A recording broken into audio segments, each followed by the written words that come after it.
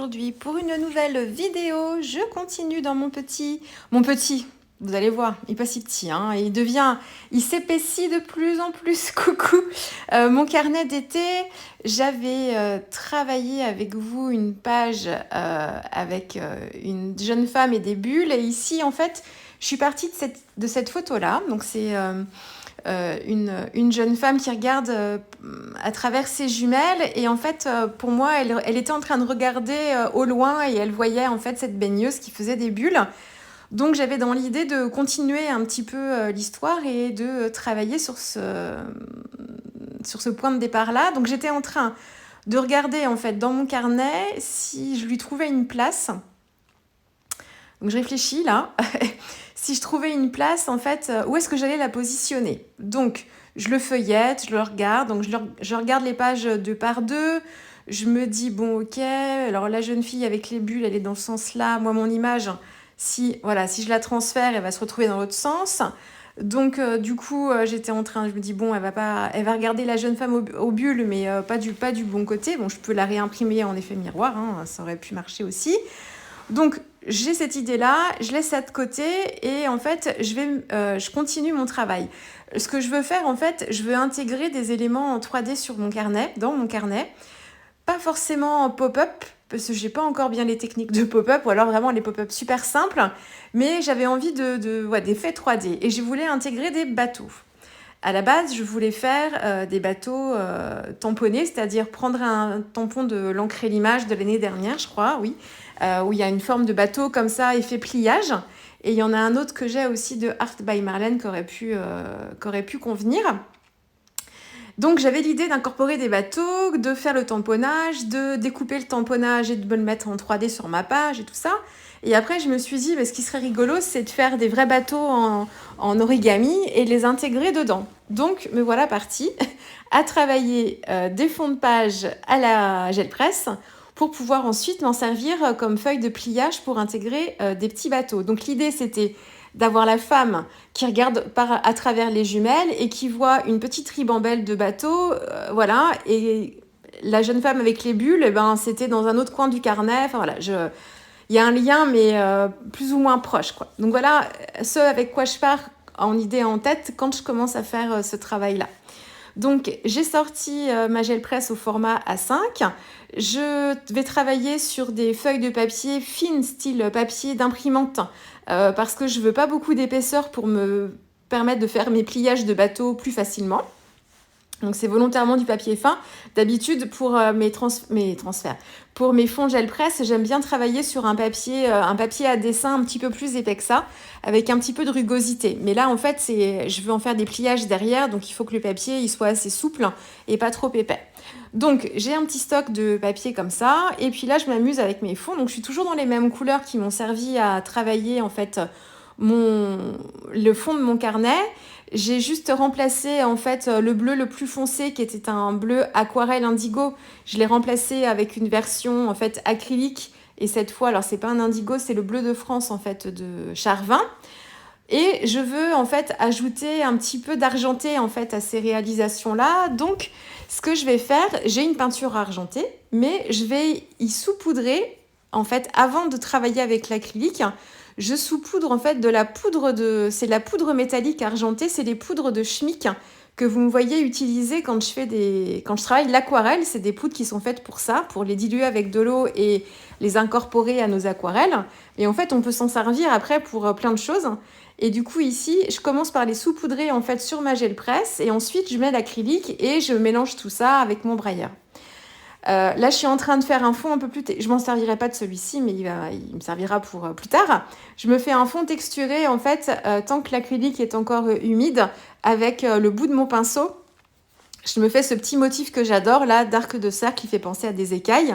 Et donc, je travaille ça comme ça, tant que la peinture est encore humide. Et ensuite, avant de récupérer mon fond, comme il y a des parties qui ont eu le temps de sécher, j'active le séchage avec l'huile gun pour être sûre que ce soit bien sec. Et ensuite, je réactive mon fond avec un mélange d'acrylique argenté, mais pour qu'il ne soit pas trop foncé, je lui mets de l'acrylique blanche dedans pour l'adoucir un peu et l'éclaircir un petit peu. J'ai dû mettre un petit peu de poudre argentée aussi pour le côté bling bling. Je vous les montre tranquillement en fait à la fin de cette session là, avant de continuer à travailler dans mon carnet. Je vous les montre en temps réel, bien calmement, hein, donc n'ayez pas peur, hein, parce que là vous voyez rien mais c'est normal. Donc voilà, et donc j'enchaîne les fonds comme ça. Alors le petit truc que j'utilise ici, j'utilise en fait des peintures Heavy Body. Et les Heavy Body de chez Liquitex, elles ont une texture un petit peu épaisse. Et du coup, c'est pas qu'elles s'étalent pas bien sur la gel presse, c'est qu'en fait, elles ont une certaine adhérence à la gel presse et au brailleur et elles donnent des petits effets de texture. Ça fait comme des petits picots comme ça. C'est lié à la texture de l'acrylique qui, moi, me déplaisent quand je les utilise pour les fonds gel presse. J'aime pas l'effet que ça fait après sur le papier. Donc, ce que je fais, c'est que je les dilue un petit peu avec du fluide médium mat. C'est comme si j'utilisais de l'eau, sauf que là, en fait, j'utilise un médium qui est dans la même gamme en fait de médium en fait, et ça me permet de les rendre un petit peu plus pas liquides, mais de les fluidifier un petit peu pour qu'elles aient moins cette texture épaisse et que ça puisse me faire les fonds comme je le souhaite. Donc c'est juste donc c'est pas le gel médium qui est épais, c'est la version fluide médium. En version mat. Alors le satin, vous pouvez le prendre aussi, hein, ça fonctionnera pareil, c'est juste l'effet qui sera un petit peu différent. Et du coup, j'en mets pas beaucoup, hein, j'en mets un petit peu. Et alors, soit je mets l'acrylique sur la gel presse et ensuite le gel médium et je mélange tout ça avec mon brailleur en passant les coups de rouleau ou en touillant, enfin en remuant un petit peu tout ça. Ou alors, j'ai fait les deux là. Ou alors, j'ai mon petit papier brouillon, je mets un petit peu d'acrylique, un petit peu de gel médium, je mélange le tout pour bien amalgamer tout ça et ensuite, je mets ça sur la gel presse. Donc voilà la petite astuce que j'utilise. Et en fait, quand je fais comme ça, avec ce type de peinture, hein, quand j'utilise les peintures Liquitex Basics ou alors les acryliques Amsterdam, elles ont une texture un peu moins pâteuse. Donc du coup, les faces sur la gel presse, moi, me convient très bien telle quelle. J'ai pas besoin de les fluidifier spécialement. Mais là, avec celle-ci, je suis plus à l'aise comme ça et je préfère les effets. Et en fait, ça donne un côté un petit peu... il n'y a pas un côté aquarellé non plus, mais il y a un côté fondu des couleurs qui me convient bien, bien mieux. Et donc, comme je rajoute de la petite poudre argentée, eh bien, ça va me donner un effet assez... ça va me donner un effet métallisé, mais encore différent de la peinture métallisée argentée que j'utilise ici.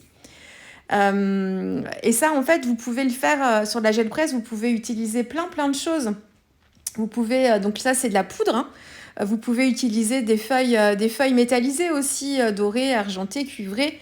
Il y a des super effets. Et comme la gel presse, on récupère jamais vraiment tout à chaque fois, il nous reste toujours des restes des fois d'avant. Quelquefois, quand on utilise des petites feuilles argentées, eh ben, on va en retrouver un tout petit bout dans un fond, même 3-4 fonds plus tard. Et c'est ce qui fait tout l'intérêt, moi je trouve, de la gel presse, c'est de garder comme ça des petits bouts des fonds précédents qui viennent s'imprimer. Donc voilà, donc la technique en elle-même de gel presse, bah, c'est toujours pareil. Ici, j'ai pas spécialement besoin de réactiver en fait à chaque fois mon fond, puisque dès que j'applique la peinture, je mets directement mon papier dessus, j'attends pas. Sauf quand j'ai fait mes petits motifs à l'intérieur, où là, bah, du coup, il y a des endroits qui sèchent et je réactive avec de l'acrylique par-dessus. On peut prendre du gel médium ou du fluide médium pour réactiver aussi l'ensemble. Donc, c'est les mêmes techniques de gel presse classique. C'est juste que j'utilise ici pour le côté bling-bling de la poudre argentée de Schmick. Donc, c'est la version aqua. Vous avez trois types de poudres différentes. Il y en a une version aqua, celle que j'ai moi, pour l'aquarelle surtout. Il y a une version spéciale pour l'acrylique, mais qui ici, moi, me sert pas. Elle me donnerait des effets peut-être différents, mais la version aqua me suffit. Et il y a une version aussi pour les peintures à l'huile, où il faut ajouter un liant à l'intérieur aussi. Donc il y a 3 modèles. Moi ici, c'est la version aquarelle que j'utilise, donc c'est la version aqua. Et donc là, vous les voyez. Donc j'ai fait recto verso, puisqu'ils vont me servir à travailler mes bateaux. Donc il me fallait en fait de la couleur des deux côtés pour qu'au moment du pliage, j'ai du bleu un peu partout, même si c'est pas forcément partout pareil. Et voilà. Alors la petite poudre, vous pouvez en mettre soit au tout début, en fait, avant la couleur sur votre gel presse. Donc ce que vous mettez en premier sur votre gel presse, ce sera ce qui apparaîtra en premier plan sur votre page. ce que vous mettez à la fin, avant de récupérer votre fond, c'est ce qui viendra en fait, c'est ce qui se collera directement sur votre papier. Donc c'est ce qui sera en arrière-plan vraiment sur le fond de page. Donc si vous mettez de la poudre argentée en fait dès le début, là je suis en train de construire mes petits bateaux, si vous mettez de la poudre argentée dès le début, eh bien c'est la poudre argentée que vous allez avoir en fait en premier plan. Alors elle va se mélanger avec la première couche d'acrylique que vous allez mettre. Si vous en mettez beaucoup, vous aurez un voile argenté qui sera très très très présent. Vous le verrez vraiment en premier plan. Si vous en mettez peu, ça va se mélanger avec le reste. Et premier plan, deuxième plan, on va pas forcément savoir un peu les différences. Hein. Mais voilà un petit peu dans l'ordonnancement des couches. Hein. C'est ce que vous mettez en premier sur la gel presse. C'est ce qui arrivera en fait en premier sur ce que vous verrez en premier sur votre fond de page. Donc là, je suis en train de faire mes petits bateaux. Donc en fait, en termes de dimension, eh bien, j'ai retaillé en fait, j'ai eu besoin que d'une feuille, une feuille, oui, j'ai eu besoin que d'une feuille en fait de gel presse. J'ai en fait retaillé tout le contour blanc, je l'ai enlevé et j'ai gardé vraiment que là où il y avait la partie colorée. Donc ça me fait un format à peu près A5, j'ai rien mesuré, mais c'est à peu près ça. Et ensuite, j'ai dû en prendre 2 peut-être. Et après, je m'amuse en fait avec les formats de pages. Ce qu'il vous faut pour les bateaux, il vous faut en fait des morceaux de papier rectangulaire. Et ensuite, la mécanique de pliage est toujours la même.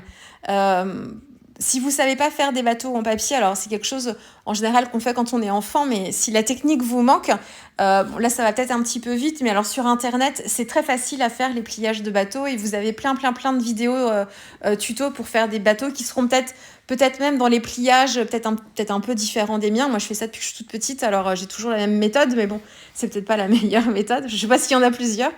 Et donc en fait je m'amuse avec ce format là et j'ai dû faire le plus grand bateau, il doit être dans un format entier de A5 que j'ai plié en 2 après pour faire mon pliage.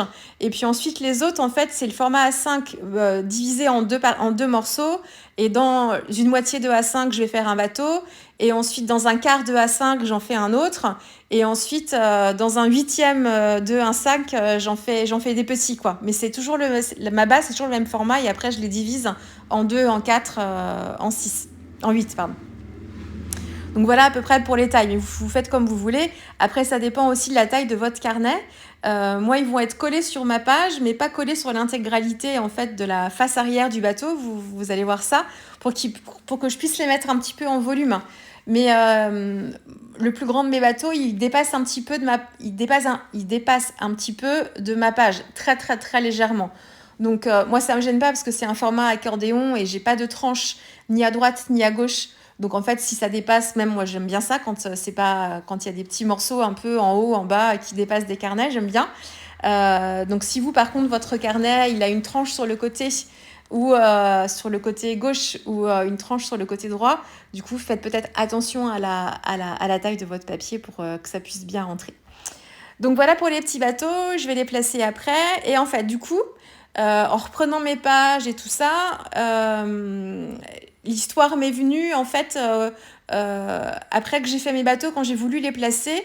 Et en fait ce que je me suis dit c'est que j'allais en fait faire la continuité de cette page avec la baigneuse avec les bulles. Je vais faire les bateaux en fait sur la partie droite dans la continuité. Et puis j'aurai ma jeune femme qui regarde par les jumelles aussi complètement sur le carnet là, ce que vous voyez là à droite. Vous allez voir ça après. Et je vais raconter, vous verrez, l'histoire se raconte toute seule après. Donc, pour me faire un ensemble comme ça, pour lier ces 2 doubles pages ensemble, j'ai continué mon travail de bulles parce que je trouvais en fait que du coup, il n'y en avait pas suffisamment. Et j'étais pas totalement satisfaite du choix des diamètres de mes bulles pour que ça fasse un peu vraiment les bulles qui s'échappent de sa bouche. Alors ça encore, c'est moi qui ai une idée précise de ce que je veux là dans ma tête, et du coup c'est pas vraiment bien retranscrit sur le papier. C'est qu'en fait, je veux vraiment l'effet, elle est en train de souffler et il y a plein de bulles qui s'échappent. Donc en fait, les tailles de bulles sont pas toutes pareilles. Et là, j'avais des bulles qui étaient un poil trop grosses et j'en avais une toute petite que j'avais mise en fait au milieu. Donc du coup, j'en ai fait 2-3 autres sur la page de la continuité de la page d'à côté pour faire le lien en fait entre tout ça. Et puis ensuite, j'en ai rajouté aussi proche de sa bouche Et puis quelques-unes plus petites aussi pour compléter un peu la mise en scène, quoi. Mais, et encore, elles sont pas placées. Il faut que je retravaille ça, l'histoire de composition avec ces bulles pour qu'on ait une échappée de bulles un petit peu plus naturelle. Enfin, naturelle pour moi, encore une fois. Hein. Enfin, ça me convient très bien, hein, c'est pas ça le problème, mais je trouve que dans les histoires d'équilibre de composition, ça aurait été plus sympa si elles avaient été de diamètre un petit peu différentes les unes des autres. Donc j'ai complété, et puis alors du coup, comme en fait les toutes premières bulles que j'ai faites sur la réa d'avant, elles ont été travaillées avec une base d'acrylique d'abord, parce que j'avais testé de faire mes bulles transparentes avec de l'acrylique, et j'étais revenue ensuite avec mes Neocolor 2 dilués, et ensuite j'étais carrément revenue avec mes Neocolor 2 mais travaillées au doigt, estompées au doigt. Donc pour continuer, pour refaire des bulles qui soient à peu près dans le même esprit, du coup, et je voulais pas remettre de l'acrylique dans le fond non plus, eh bien, j'ai été obligée de les travailler un petit peu... Enfin, j'ai fait plusieurs étapes qui sont pas nécessaires pour vous si vous voulez en faire des comme ça. Il n'y a pas besoin de faire ça, mais moi, c'était pour que ça reste un petit peu dans les mêmes tonalités. Donc, j'ai commencé par travailler les bulles que j'ai rajoutées avec un Neocolor 2 turquoise dilué pour faire mon fond, parce que j'avais du turquoise, acrylique turquoise assez clair pour travailler les bulles précédentes. Donc comme ça, j'ai une base un petit peu bleutée, verte un petit peu bleutée. Et puis ensuite, je suis venue avec mon bleu de Prusse Neocolor 2 que j'ai utilisé aussi pour les bulles d'avant. Je suis venue travailler, diluer aussi un petit peu pour travailler ma base en fait de bulles. Et ensuite, j'ai bien séché au heat gun. Et ensuite, tant que le papier était encore chaud, je suis venue appliquer mes Neocolor 2 à sec parce qu'en fait, la petite astuce, c'est que si votre papier est chaud, votre Neocolor, en fait, c'est de la cire. Enfin, c'est un système de cire. Et en fait, ça fond quand le papier... Ça fond, en fait. Donc, quand vous l'appliquez sur un papier qui est chauffé, eh ben, vous allez déposer beaucoup plus de matière et ça va s'estomper un petit peu plus facilement. Donc, contrairement à l'aquarelle où il faut attendre que le papier ait refroidi pour refaire une couche, et bien là, avec les Neocolor 2, quand on les utilise à sec et qu'on veut les estomper, c'est plus facile si le papier est encore chaud. Donc, j'ai fait ça et j'ai retravaillé à sec chacune des bulles supplémentaires avec le bleu de Prusse et le blanc, c'est tout. Et j'avais ma base turquoise, en fait, aquarellée juste avant. Donc voilà. J'ai utilisé mon doigt pour estomper et sur les bulles les plus petites, j'ai utilisé un estompeur en papier. Même si le doigt est quand même bien plus pratique que l'estompeur en papier, mais ça marche quand même. Et puis alors là, je m'attaque donc au collage donc des petits bateaux. Donc en fait, je les ai collés sur le pliage central, donc sur le dos, enfin le verso l'arrière du bateau. Ça forme un petit triangle en fait sur la partie centrale et j'ai mis de la colle que sur cet endroit-là pour que quand mon carnet est fermé, eh ben, je plie bien les bateaux à plat et du coup ça prend moins d'épaisseur et voilà, ça se ferme bien. Et puis quand j'ouvre le carnet, eh bien, je déplie chacun des petits bateaux avec mon doigt pour les mettre en volume et pour les rendre... alors, ils ne se mettent pas forcément bien debout. Ils ne se mettent pas bien à plat, en fait, bien posés à plat non plus, mais ils se mettent quand même bien en volume en faisant comme ça. Et comme c'est un papier plutôt fin, ils sont assez malléables, en fait, et ils se manipulent plutôt bien. Donc ce qui me donne un petit peu de volume. Donc, voilà pour les petits bateaux. Est-ce que je l'ai fait là ou pas? Oui, et alors j'ai complété, je voulais m'arrêter là en fait. Donc une fois que j'avais fait les bateaux, j'ai utilisé des tampons Shoe and Flower de la collection Souvenirs d'été. C'est 2 planches de tampons avec des petites marques. Il y en a une spéciale pour les cartes postales et puis il y en a une autre aussi où il y a des effets il y a un fond de carte bretonne, il y a des petites croix, enfin il y a plusieurs éléments. Donc là, j'ai utilisé la petite croix et pour relier les croix ensemble, j'ai fait comme une carte un petit peu marine et j'ai tracé des chemins comme un chemin qu'on pourrait tracer dans la mer et j'ai fait des petits pointillés avec mon Posca noir pour relier chacune des croix les unes avec les autres et représenter un petit peu le trajet des bateaux. Donc voilà pour ça. Et puis donc je comptais m'arrêter là, puis je me suis dit bon c'est dommage, j'ai pas utilisé la jeune femme aux jumelles parce que c'est quand même ce que je voulais faire. Et j'hésitais entre l'utiliser elle, je voulais rajouter un élément aussi, une photo pour faire le lien entre la baigneuse en transfert d'image à gauche et je voulais fermer la scène avec un autre transfert d'image de photo à droite. Donc j'ai transféré un phare Et puis je me suis dit, en fait, la jeune femme aux jumelles, ça pourrait très bien être la gardienne du phare. Et du coup, je peux très bien associer en fait deux images à cet endroit-là, le phare d'un côté et la gardienne aux jumelles qui regardent au loin les bateaux. Et du coup, je l'ai réimprimé dans l'autre sens et je l'ai pas transféré, en fait, je l'ai détouré, je l'ai collé comme ça directement. Donc, et je l'ai associé vraiment collé au phare pour suggérer voilà, la gardienne du phare qui regarde en fait, qui regarde les bateaux, qui surveille bien les bateaux au loin. Et puis peut-être qu'elle aperçoit au fin fond, à l'horizon, cette baigneuse qui souffle des bulles. Et puis de l'autre côté, on imagine en fait la baigneuse qui souffle, donc qui souffle les bulles et qui peut aussi générer le vent pour pousser les bateaux aussi vers le phare et vers la côte. Voilà ce qui se passe un peu dans mon esprit quand je crée tout ça. Et j'ai complété aussi donc les petits tracés des bateaux. Et ben j'ai fait le lien aussi pour bien lier tout ça. J'ai fait le lien et j'ai continué les pointillés et rajouter des croix pour aller en haut de page et puis terminer en fait au niveau du phare juste en bas de la jeune femme. Je ne sais pas si vous verrez bien, mais j'en ai mis une à la droite de la jeune femme vers le bas. J'avais complété la mise en scène aussi avec des petites marques au Posca turquoise. Donc toujours mes petits arcs de cercle pour agrémenter un petit peu mes bas de page sur lesquels j'avais pas grand chose à ces endroits-là. Et puis des petites étiquettes aussi, toujours avec les tampons Shoe and Flower, c'est les deux mêmes planches. Et j'ai complété les textes aussi sur la thématique du voyage, de l'océan, des endroits préférés, ce genre de choses. Donc voilà. Qu'est-ce que j'ai d'autre à vous dire ? Je crois que j'ai fait le tour de ce que je voulais vous dire. Donc du coup, les petits bateaux, oui, ils sont pas en pop-up vraiment. Quand j'ouvre mon carnet, ils se déplient pas tout seuls. Mais avec mon doigt, en fait, je les mets en volume et du coup, ils prennent vie. C'est comme s'ils naviguaient sur le papier, quoi. C'est vraiment l'effet voilà, ce que je vous montre ici. C'est vraiment l'effet que je voulais. Et puis, comme ils sont travaillés à la gel presse, ils sont pas tous pareils. Et ils ont tous des effets un petit peu différents. Donc, c'est la même famille de bateaux. On peut y voir aussi le papa, la maman, ou la maman qui promène ses enfants, ou le papa qui promène ses enfants aussi. Et ils ont des petits reflets un petit peu argentés. Donc, je vais en distiller aussi. J'en rajouterai à certains endroits de l'argenté aussi. Alors, l'acrylique argenté que j'ai de Liquitex, c'est un argenté qui est un peu chaud, qui est trop chaud pour moi. J'aime bien quand c'est un peu plus froid.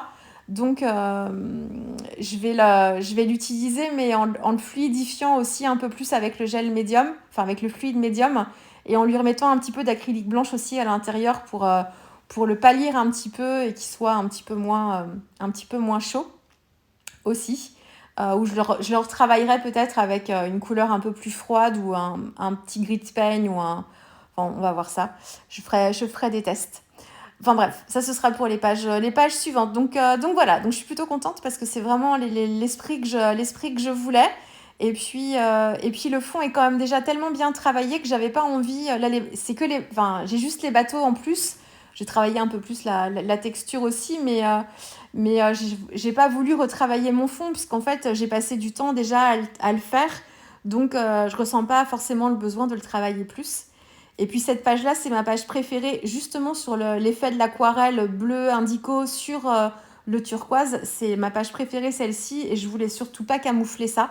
Puis on a un effet soit de fond des mers aussi, avec les reflets de l'eau, ou alors un ciel aussi d'orage très chargé aussi, et très orageux. Donc je voulais surtout pas pas gâcher, mais je voulais pas le cacher du tout. Donc je suis contente de cette série, de double page. Voilà. J'espère que ça vous aura plu, que ça vous aura donné des petites idées. Les bateaux, il n'y a rien de compliqué. Les fonds gel presse aussi, vous voyez, on n'a pas besoin, on s'en fiche un peu de ce que ça fait à la fin, puisque c'est plié. Donc on a un combo couleur, on a une texture, mais si votre fond n'est pas forcément à la hauteur de vos espérances pour le travailler directement tel quel, en pliage, ça suffit bien. Et puis après, on peut faire des collages aussi avec du tout petit bout. Donc moi maintenant j'ai un petit stock, parce qu'on a du mal à s'arrêter quand on commence les fonds gel presse. Donc j'aurai de quoi, pareil, travailler dans d'autres carnets aussi et les utiliser. Comme c'est la thématique que je préfère, ce ne sera pas le dernier carnet fait sur le thème de la mer, de toute façon, ou les dernières pages d'un journal faites sur le thème de la mer. Donc j'aurai de toute façon de quoi les utiliser par la suite. Voilà, Je vous laisse avec les dernières photos. J'espère que ça vous aura plu. Et puis, nous, on se retrouve très vite avec une prochaine vidéo. Au revoir.